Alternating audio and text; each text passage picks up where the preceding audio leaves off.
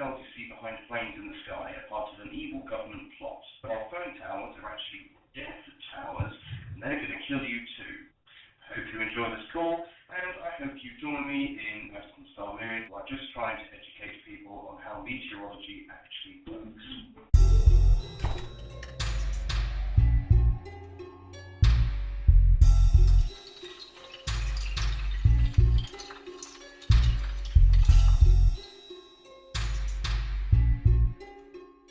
Your death towers and your death power lines are part of some sort of actual organised conspiracy. All of the scientific evidence that we have proving that they have radiation, they have dangerous frequencies. I made that video on you because I thought it was worth bringing this to people's attention. Making my own video was an eloquent way of directing more traffic to your YouTube channel. You are particularly vocal about your activism. Chemtrail activism. The chemtrail movement, as you put it, or the death tower movement, it is actually, as far as I'm concerned, doing right by the world. These towers are death towers that have a detrimental effect on human health. They're called death towers for many reasons. People that work on them are often killed. Being a death tower operator is the #1 most dangerous job in America. They catch on fire. They topple over. They mount these things on top of power lines. They actually place them in the most vulnerable locations. And why are they hiding them?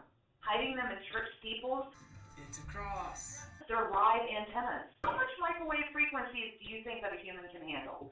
It's going to be very difficult to quantify. Of course, the dosage is pretty dangerous. Dangerous technology that we use, whether it be for energy or for communication, many towers have been found to have over the levels of radiation that humans can be exposed to. I interviewed a death tower worker who actually admitted that they dummy up the documents. If you think that radiation is safe and cool and good, I mean, that's all fine and dandy, but don't try to hate on the people that are actually fighting a cause. You're not going to tell me that they're not death towers, because they cause death, they cause cancer. Have you ever heard of a cancer cluster? I absolutely have. There are deaths associated with it. I actually live next to 2 death towers, and across the street from me are 7 more. It's about the entire agenda, and if you're going to ask me, do I believe that all cell towers are actually like weapons to be used against us? No, but I do know that the telecommunications industry is a greedy industry, and they do not care about human health. Why would you throw the death tower into the stand of a place where kids are going to be playing? Why would they have to put it right there? Is it so the kids in the school have good Wi-Fi? What is going on here? You know, when you see those nice, those sort of column-shaped objects on the side of the death towers, that radiation is radiating directly downwards. The more antennas that come up, the more microwave frequencies we are exposed to, the more susceptible to cancer we are. All the scientific evidence, every single video, and people that actually prove how much radiation, they take their instruments and go up to the towers. I find that absolutely incredible. My history is well known to anyone. You are more than welcome to look at my academic record, any part of my life. I'm actually very open with who I am online. I don't hide behind a fake name or anything. Smart meters are dangerous technologies. I mean, I am sitting within because inches it's been proven over and over again.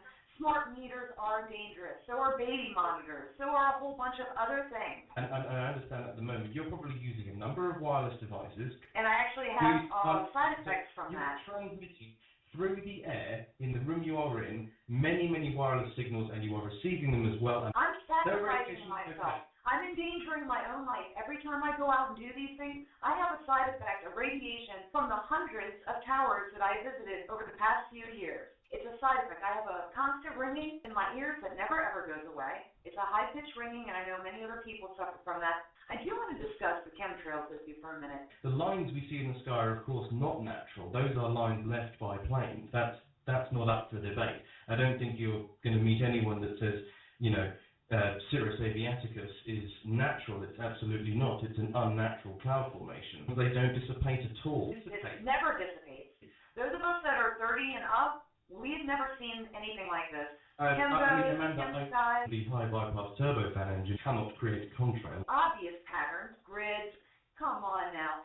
What is a chemsky? Artificial chem clouds. We're overcast all the time. Right, so you mentioned grids, right? How they can spread out, how they can persist, and how they can form, and how they can create patterns. It's something we've heard mentioned a lot. I live in England, and I can have the same damn cloud looming over my house. We know that they spray chaff. We know that they do cloud seeding. They do pesticides, herbicides, fungicides. What else do? They test winds using lithium. They do all kinds of experiments on the atmosphere, which I would like to move on to. Go ahead. Let's talk about geoengineering. Geoengineering. Theoretically fit a nozzle to a plane. Okay, yes, it is being tested and it has been proposed that the trails we see behind planes all over the world every day are with a geoengineering project. What about the Air Force document that shows chemtrails are an exotic weapon, specifically outlines chemtrails as an exotic weapon? What is that exotic weapon, chemtrail? That's a bit more difficult. I'm not hugely familiar on that document because it's only something I've read in passing. However, it also talks about space-based plasma weaponry, among other things. And from what I remember reading about this document, and you'll have to excuse me because I'm not hugely familiar with it, the fact that this document exists, it absolutely hurts you. I'm saying this quite honestly. I believe that the chemtrail hurts you. It damages you. It makes you afraid. It takes up all of your time. I think they cause genuine harm for all the reasons I stated earlier and more. I'm not going to stay asleep and deny what I'm seeing with my own eyes. And let me ask you this. I know you've heard some of my calls to the government. Why do you think EPA, after years and years of me calling them, has still yet to even investigate any of my claims? That every single government in the world is in on, every single aircraft manufacturer is in on. Hasn't the UN admitted to this? I mean, I'm sure the UN, I quote some documents, the UN has admitted to spraying us. And I'm going to be really honest with you, Amanda, here. I think it's because when you call, they think, oh God, it's her again. If they have to be polite, that is what they are paid to do. Yeah, they're paid to protect the environment. They're not paid to be polite. They're paid to investigate environmental crimes. I care about the things that affect me. Well, it is actually quite important